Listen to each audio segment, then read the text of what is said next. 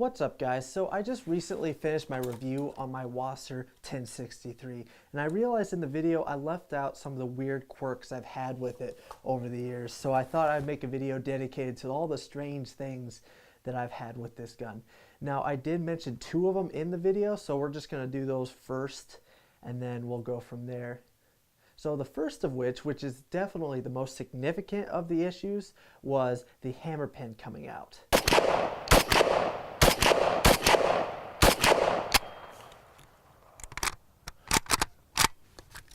Interesting. We actually had a... It was a little nerve-wracking because I had to take the hammer out of the gun completely just to get the bolt back and get the live round out of the chamber. So a little nerve-wracking. But anyways, there's a spring that is supposed to stay on top of the pin. You can see that little notch right there that actually holds, or the spring goes into to hold the pin in place. Well, somehow it got dislodged from there and the pin worked its way out. That was lovely.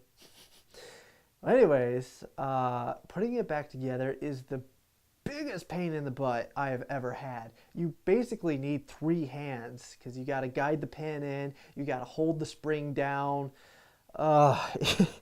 You need three hands. I found swearing at it and jabbing a screwdriver into the receiver did the trick. Anyways, that's the more significant of the quirks I've had with it and the more obnoxious.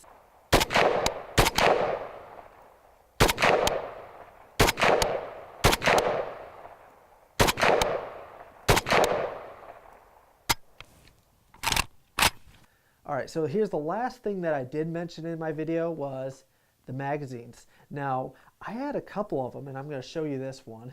See if I can get the light right. Anyways, this one has a notch missing out of the follower. And what's funny is this magazine is the most reliable out of the two I have. So, both these magazines are kind of unreliable. But I have noticed with this one, it will fail once every time you use it. This one fails once or twice every so often. It still is not a reliable magazine, but this one is trash in comparison.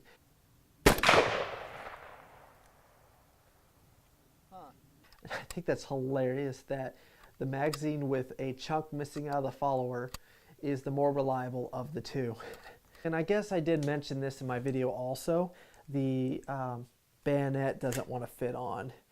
On my video, I already had a comment saying that if I oil in here, maybe I can get it on. I don't know.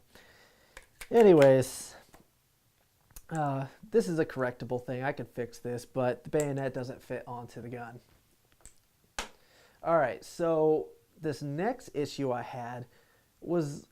I really wish I kept the footage. So a lot of my old footage I purged from my channel.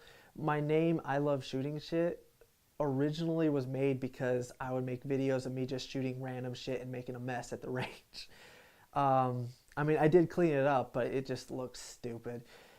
So I ended up purging all that stuff from my channel, and sadly, I don't have the footage on what I'm going to reference, but my brother-in-law, Will, was shooting this gun, and I'm not entirely sure how he did it, but he had a jam, of course, with one of these magazines, and he was pulling the bolt back really slowly. The safety is on. Pulling it back really slowly, and somehow he got the shell to go into the action of the gun. There is an opening right there. I can see it. But he actually did this, and it went into the mechanism. I've not seen anybody do that since, and actually I haven't had any jams with it since I started using this Magpul magazine. But that was a weird little thing I've never seen before. Now I've had that with a different gun, my PPS H43, or not H, PPS-C, or I keep messing it up, PPS 43C. It's a Russian pistol, and I've had that experience before, but never with this gun. He was the only one I've ever seen do that. So anyways, it was just a little quirk that I thought was kind of funny.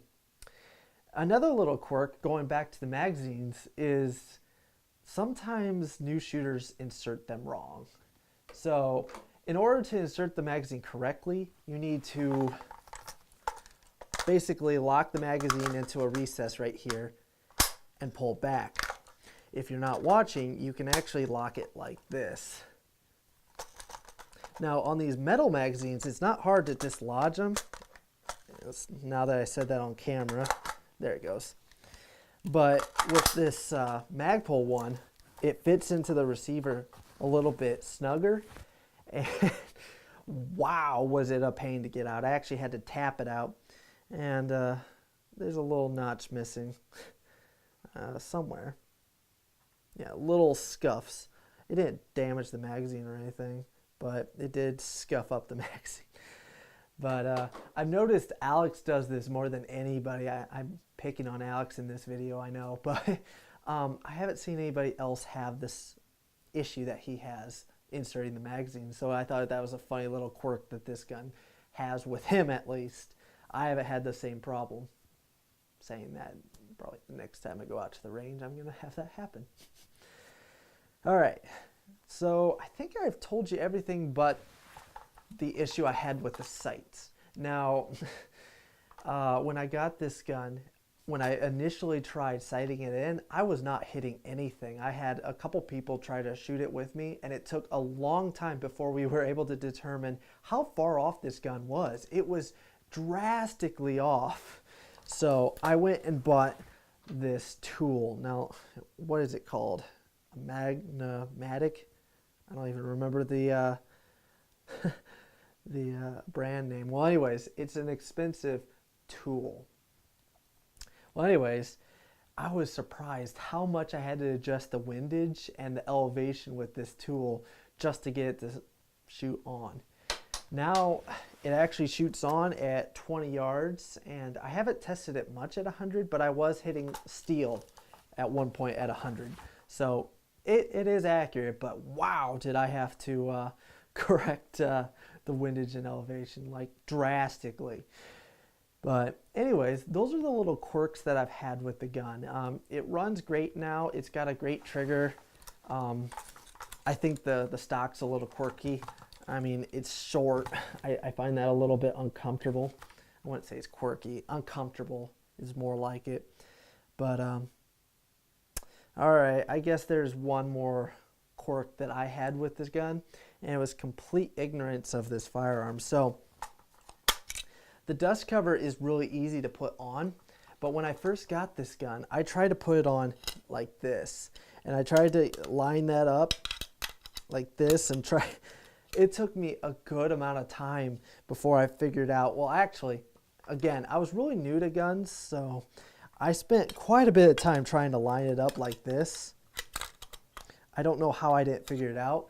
And my buddy Alex was with me, and he looked up a video, and he's like, dude, you're being stupid. And I was, and I saw, oh, you just push it forward into the notch and then down. Wow, I spent way too much time being stupid.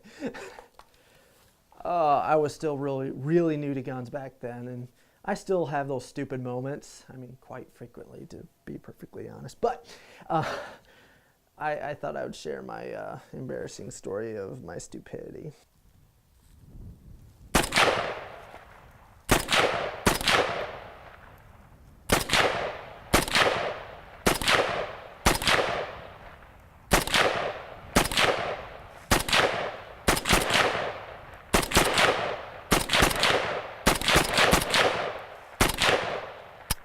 So I hope you guys enjoyed the video.